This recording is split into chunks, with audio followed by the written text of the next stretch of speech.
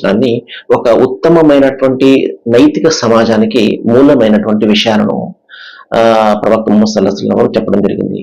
ఒక సమాజంలో ప్రేమ అనే ఏదైతే పునాదిగా సమాజం ఉంటుందో చాలా ప్రశాంతంగా, చాలా శాంతిగా ఆ సమాజం ఉంటుంది.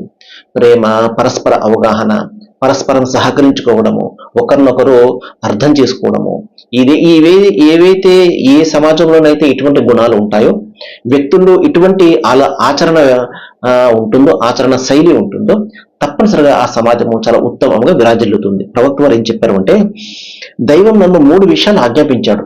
ఈమెని పరస్పరం అణుకువతో వ్యవహరించమని, వ్యక్తులతోటి అణుకువతో ఉండమని, గొప్పలు పోకూడదని, అలాగే ఎవరి మీద అత్యాచారానికి పాల్పడకూడదని 3 విషయాలు దైవం నన్ను ఆజ్ఞాపించాడు అని చెప్పేసి ప్రవక్త సల్లల్లాహు అలైహి వసల్లం వారు ఇక్కడ చెప్పడం జరిగింది. ఒకటి ఏంటంటే అణుకువతో వ్యవహరించడము, అణుకువతో నెమ్మదితోటి అణుకువ కలిగి ఉండడం అనేది చాలా ఉత్తమమైనటువంటి గుణం. అంటే అతను చాలా సందర్భాల్లో మనము బైబిల్లో కూడా ఎటువంటి ఒక వాక్యం ఉంటుంది, తనకు తాను తగ్గించుకున్నవాడు హెచ్చించబడును, తనకు తాను హెచ్చించుకున్నవాడు తగ్గించబడును అని చెప్పేసి.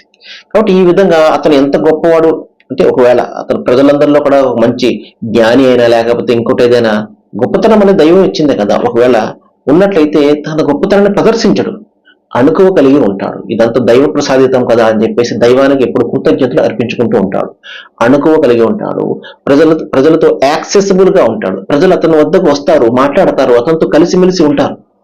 యాక్సెసిబుల్ గా ఉంటుంది, అట్రాక్టివ్ గా ఉంటారు. అతను ప్రజలను ఆకర్షిస్తాడు. అతనంటే భయపడే జనం దూరంగా పోరు. ఈ విధంగా అణుకువ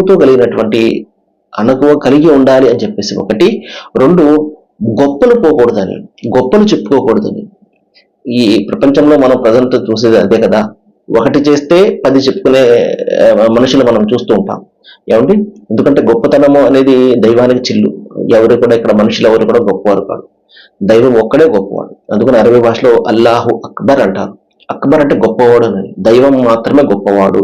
వేదంలో ఇదే దేవో మహాబసి అని ఉంటుంది. కాబట్టి మహాశులారా, గొప్పతనం దైవానికి మాత్రమే.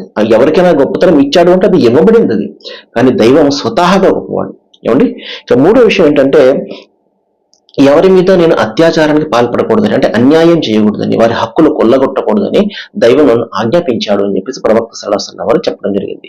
ఈ 3 విషయాలు ఏవి? ఒకటి, పరస్పరం అణుకువతో ఉండాలి, అత్యాచారం చేయకూడదు, గర్వాన్ని ప్రదర్శించకూడదు, గొప్పతనం ప్రదర్శించకూడదు అని ఆజ్ఞాపించాడు అని ప్రవక్త సల్లల్లాహు అలైహి వసల్లం చెప్పడం జరిగింది.